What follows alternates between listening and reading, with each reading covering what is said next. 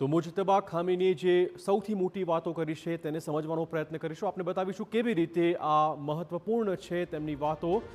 હુમલો કરનાર લોકોને ક્યારેય છોડવામાં નહીં આવે, આ પ્રકારનો હુંકાર ભર્યો છે ખામેનેઈએ. અમે યુદ્ધ નથી ઈચ્છતા, પરંતુ અમારા જે અધિકારો છે એ પણ છોડવાના જરાય મૂડમાં નથી, આ પ્રકારની સ્પષ્ટ વાત કરી છે.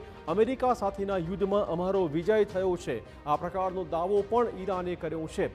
તો શાંતિ વાર્તા પહેલા ખામેનેઈની આ સૌથી મોટી વાતો સામે આવી રહી છે.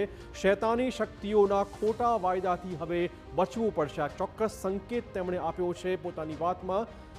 આપણે કહી દઈએ કે ખામેનેઈને સાંભળવા માટે મોટી સંખ્યામાં લોકો રસ્તા પર આવી ગયા હતા. હોર્મુઝ પર વધુ સારી વ્યવસ્થા બનાવવાની હવે કોશિશ કરવામાં આવશે. જે પ્રબંધન જે વ્યવસ્થા છે તેને બનાવવાનો પ્રયત્ન કરવામાં આવશે. યુદ્ધના 40 દિવસથી અમે જેમ આગળ પણ અમે એકજૂટ થઈને જ આ જે યુદ્ધ છે તેનો સામનો કરવા તૈયાર છીએ, આ પ્રકારની વાતો તેમણે કરી છે. ઈરાનનો સંકલ્પ નબળો પડ્યો નથી, પરંતુ હવે પૂરી તાકાતથી જો યુદ્ધ થોપી દેવાશે ફરીવાર તો ચોક્કસ લડવામાં આવશે. ઈરાનનો સંકલ્પ નબળો નથી પડ્યો, આ પ્રકારનો સંકેત પણ તેમણે આપ્યો છે.